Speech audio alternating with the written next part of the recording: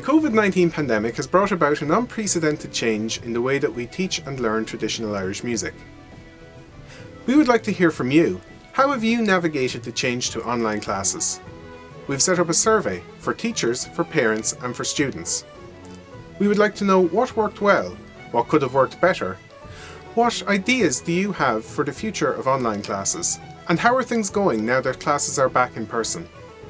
This is so that we can build resources and put structures in place to meet whatever challenges may lie ahead. We look forward to hearing from you.